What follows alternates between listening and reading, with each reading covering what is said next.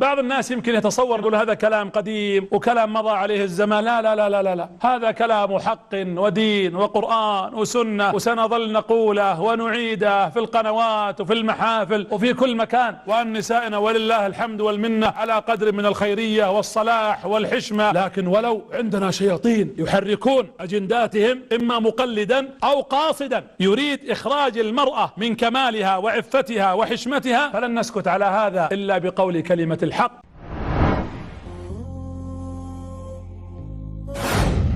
الله يقول فجاءته إحداهما تمشي على استحياء. المرأة يجب أن يكون حياءها في كل شيء، في مشيها، في تصرفاتها. ولذلك الله سبحانه وتعالى لما خاطب وذكر القرآن الكريم قال ولا يضربن بأرجلهن، يعني هي تمشي ما تضرب برجلها أثناء المشي، ليعلم إيش؟ قال ما يخفين، هي أصلا متسترة، لكن إذا مشت مشية فيها نوع من إخراج الصوت إما خلخال أو ما يسمى اليوم بالكعب، هي تلفت أنظار الرجال. وهذه المرأة جاءت تمشي على استحياء ولا كثرت الكلام، ما قالت مساك الله بالخير تفضل إن أبي مو بنا يدعوك ليجزيك أجر ما سقيت لنا، بس هذا الكلام. قام معها في بعض الروايات أنها كانت تمشي قدامه عشان تدلها الطريق، وكان الريح الهواء يحرك ثوبها فيخرج شيء من ساقها، فقال لها موسى تعالي خلفي، فمشت خلف موسى وكانت لا تتكلم. إذا بغته يلف يمين ترمي حصى على اليمين، تبغاه يلف يسار ترمي حصى على اليسار. هذا كله حرصا على الحياء. صوت المرأة ليس عورة، وحديثها مع الرجل في حدود الضوابط الشرعية ليس عورة. يا بنتي يا أختي، اليوم هناك حملة عامة عالمية على المرأة المسلمة. أسماء دخلت على فاطمة رضي الله عنها قالت فاطمة والله إني لأفكر حينما أموت أخشى إذا حملني الرجال على النعش أن يرون جسدي. قالت كيف يشوفون جسدك؟ قالت يغطوني فيبين ملامح جسدي. قالت أسماء إني رأيت في الحبشة إذا مات الرجل أو المرأة عندهم وضعوا لها نعشا مغطى مثل غطى القدر،